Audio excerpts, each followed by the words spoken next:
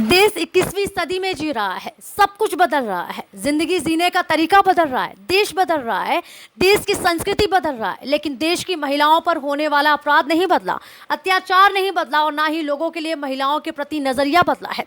क्या ऐसे ही राह चलती बेटियां जब चाहे तब किसी भी मनचलों और दरिंदगी की शिकार होती रहेंगी? और कब तक सरकार अपना पल्ला झाड़ती रहेगी?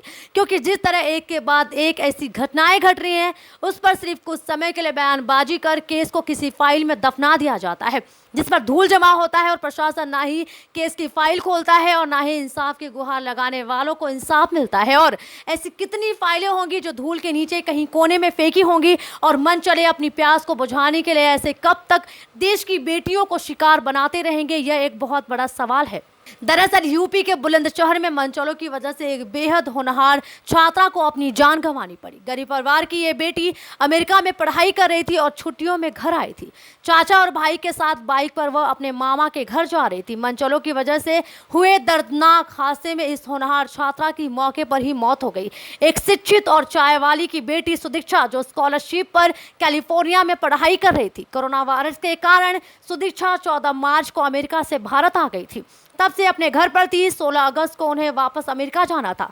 परिजनों के मुताबिक सुदीक्षा भाटी अपने भाई के साथ बाइक पर जा रही थी और कुछ शोहदों ने बाइक से उनके आगे पीछे घूम घूम कर सुदीक्षा से छेड़छाड़ शुरू कर दी। बहन को बचाने के चक्कर में भाई ने बाइक आगे बढ़ाई तो सामने से आती एक बुलेट से टकरा गया, जिसके बाद सुदीक्षा और उसका भाई दोनों नीचे गिर गए। सुदीक्षा का सिर सीधे सड़क पर जा लगा, जिससे उसकी मौके पर ही मौत हो गई।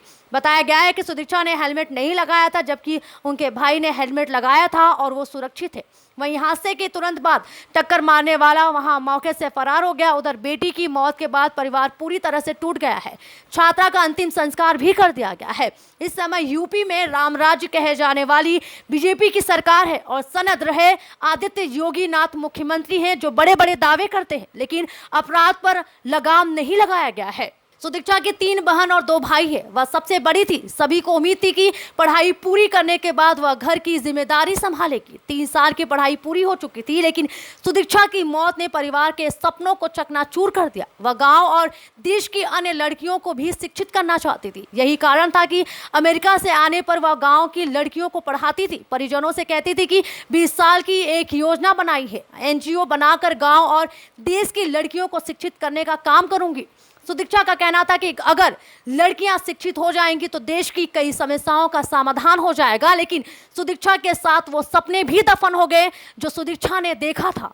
अगर आपको हमारी न्यूज अच्छी लगे तो वीडियो को लाइक करें, चैनल को सब्सक्राइब करें और बेल आइकॉन दबाना बिल्कुल भी ना भूलें, जिससे कि आपको देश और दुनिया की सारी खबर मिलती रहे।